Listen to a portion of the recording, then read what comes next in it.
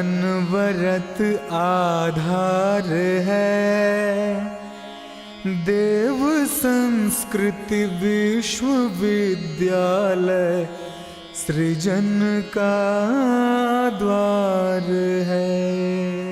क्या आप अपने एवं अपनों के स्वास्थ्य के प्रति जागरूक हैं? क्या आप चाहते हैं स्वास्थ्य संबंधी अच्छी आदतों को अपने जीवन में अपनाना? क्या आप रसाहार के स्वास्थ्य संबंधी लाभों के बारे में जानना चाहते हैं? क्या आप अपने आहार में रसाहार को शामिल करना चाहते हैं?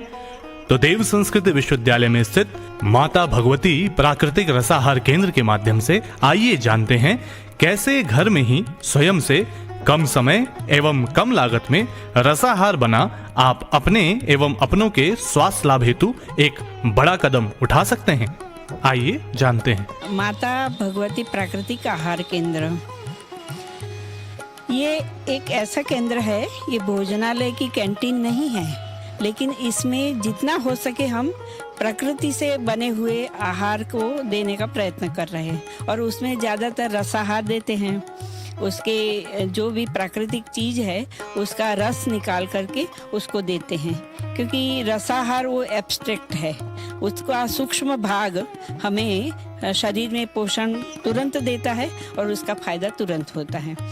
आहार का मुख्य नियम तो ये है कि आपको बहुत शांति से भोजन करना चाहिए, लेकिन किसी के पास समय नहीं है, भाग दौड़ और टाइम, ड्यूटी पर जाना है, बस पकड़ना है, ये सब चीज़ों से वो तुरंत जैसे तैसे खाता है।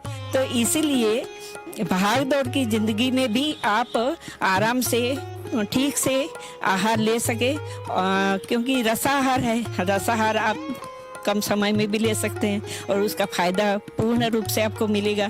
तो ये सब चीजें हैं कि प्राकृतिक आहार केंद्र में हम ये देते हैं। आज हम कुछ रसाहार कैसे बनाना है, उसके विधि और उसके गुण और क्या क्या चीजें उसमें चाहिए, ये सब देखेंगे। आइए पहले हम देखते हैं ज्वारा की विधि कैसे बनाया जाता है। ये आप पीछे देख रहे हैं, ज्वारा हम यहीं उगाते हैं और ये ऑर्गेनिक बिल्कुल बिना केमिकल का उगाते हैं और उसको काट लेते हैं। तो ऐसे छोटे छोटे पीस में काटना है और उसको अच्छे से धो लेना है और फिर उसको मिक्सी में डाल देना है। पानी इतना लेना है कि ये ज्वारा जितनी क्वांटिटी में है वो डूब जाए और फिर उसको मिक्सी में अच्छे से पीस के फिर हम उसको छान लेते हैं, तो हमारा पीने का ज्वारे का रस तैयार हो जाता है। इसमें B17 करके एक तत्व रहता है, उसी से उसका कैंसर जैसे रोग भी ठीक होते हैं, डायबिटीज़ है, हाइपरटेंशन है, आर्थराइटिस है, खून के जो भी रोग है वो सब ठीक होते हैं। उसमें थोड़े नियम है पीने के लिए कि खाली पेट पीना है और उसके पहले और बाद में 1 घंटे बाद तक भी हमें कुछ नहीं लेना है। और जैसे फीवर है या संक्रमण है तो उसमें नहीं लेना है। बाकी स्वस्थ व्यक्ति भी ले सकता है तो उससे और ज़्यादा स्वस्थ और निरोगी रहता है। और जो गंभीर बीमारियां हैं या जो कोई भी बीमारी है तो उसमें वो नियमित लेने से कम 30 से 40 दिन लेना है, तो उससे बहुत फर्क हो जाता है और बिना और दवाई के ये प्राकृतिक रीति से ही ठीक हो जाता है। नीम गिलोय, ये है गिलोय की डंडी, मतलब जो गिलोय बेल के रूप में होता है और उसकी जो बीच वाली डंडी होती है उसी को हम ले लेते हैं और पीसने के लिए उसको छोटा छोटा सा ऐसा पीस बना देते हैं। 100 ग्राम करीब नीम की पत्तियां लेते हैं और उसमें उतना ही पानी मिलाना है और नीम और गिलोय दोनों को मिला करके जूसर में डालते हैं, उसमें पानी मिलाते हैं और उसको पीस लेते हैं और छान लेते हैं, तो वो नीम गिलोय का जूस हो जाता है। नीम में ये गुण है कि वो रक्त को शुद्ध करता है, तो इसलिए भी जैसे कील मुहासे हैं, स्किन के कोई रोग है तो ये सब भी उसी से ठीक हो जाते हैं। पेट के लिए भी बहुत अच्छा है, तो इसी से हमारा पेट भी साफ रहता है और सब जड़ों का मूल जो है वो पेट है। पेट अगर आपका सही रहता है तो आप स्वस्थ और निरोग रहते हैं। तो ये नीम गिलोय सभी को ये अप्रैल महीना पूरा या नवरात्रि में 9 दिन पीना चाहिए और उसी से हम पूरे साल भर स्वस्थ रहते हैं, निरोग रहते हैं। ये है पुदीना। पुदीना में हम नींबू और अदरक डालते हैं।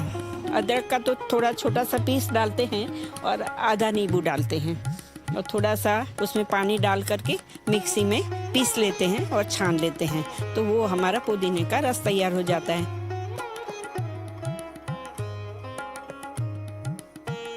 पुदीना जो है पेट के लिए बहुत गुणकारी है। गैस बनती है, एसिडिटी, ऐसे रोगों में भी फायदा कारक है। अभी हम त्रिगुणातीत रसाहार के बारे में देखेंगे। त्रिगुणातीत में 3 चीजों को मिला करके जूस बनाया जाता है। तो एक है चुकंदर, दूसरा है पुदीना और आंवले का जूस। और इसको हम क्या करेंगे, अच्छे से धो करके फिर मिक्सी में डाल लेते हैं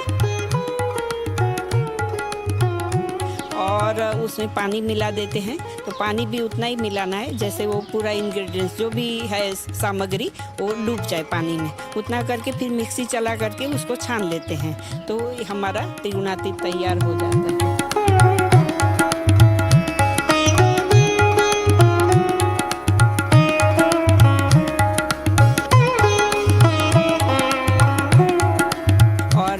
फायदे में तो पुदीना आपको जैसे बताया, चुकंदर रक्त शुद्धि के लिए भी बहुत अच्छा है। हीमोग्लोबिन उसको बढ़ाता है शरीर में, कोलेस्ट्रॉल को भी नियंत्रण में लाता है। तो ये तीनों हो गए, आंवला, चुकंदर और पुदीना। आंवला जीवनी शक्ति देता है, पाचन के लिए भी अच्छा है और सर्वश्रेष्ठ है। अब हम देखते हैं एलोवेरा जूस कैसे बनाना है। एलोवेरा को हिंदी में घृतकुमारी कहते हैं और ये एलोवेरा इतनी अमोघ और श्रेष्ठ औषधि है कि इससे गंभीर रोग भी दूर होते हैं और स्किन के लिए भी बहुत अच्छा है, रक्त के लिए भी बहुत अच्छा है, जॉइंट्स पेन वगैरह के लिए भी अच्छा है, हाइपरटेंशन, कोलेस्ट्रॉल जो बढ़ता है उसके लिए भी अच्छा है और इससे कैंसर जैसी बीमारी भी दूर होती है। उसमें 20 अमीनो एसिड्स होते हैं जो हमारी कोशिकाओं को बनाते हैं, तो वो स्वस्थ रखने के लिए भी बहुत अच्छा है। तो ये आप देख रहे हैं एलोवेरा की पत्ती है और ये भी आसानी से घर में उग जाता है, गमलों में हम लगा सकते हैं। तो उसकी साइड की जो कांटे हैं दोनों साइड के वो निकाल लेने चाकू से और फिर बीच में जो जगह रहेगी उससे ऊपर की एक परत निकल जाएगी और बीच में सफ़ेद गुदा रहता है। वो सफ़ेद गुदा को चाकू से या चम्मच की मदद से पूरा निकाल लेना है और उसी में थोड़ा सा पानी डाल करके मिक्सी में पीस लेना है। तो वो पीने के लिए एलोवेरा तैयार है। लेकिन एलोवेरा में से बहुत अलग अलग चीज़ें भी बन सकती है। अब जैसे ये जो पत्ती है फेंकनी नहीं है, हमें वेस्ट में से भी बेस्ट बनाना है। तो इसका जो पत्तियां हैं वो आप सीधा डायरेक्ट बालों में भी उपयोग कर सकते हैं, लगा सकते हैं। तो इससे आपके बाल मुलायम रहेंगे और झड़ना भी बंद हो जाएगा और फेस पे भी लगा सकते हैं जिससे कील मुंह से दूर होते हैं और आपकी फेस ग्लो करती है।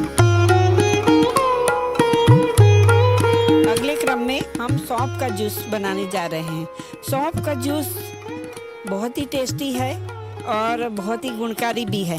ये देखिए इसमें हमने मिलाकर रख लिया है सौंफ और उसमें पानी मिलाया हुआ है और उसमें और चीज़ें भी मिला सकते हैं, लेकिन हम खाली इलायची और मिश्री और पानी और सौंफ।